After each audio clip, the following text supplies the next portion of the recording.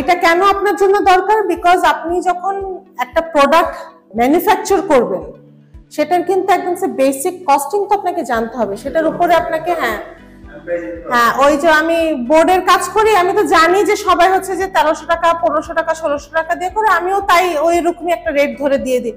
No, that shouldn't be your quality. That's what I have said the first day.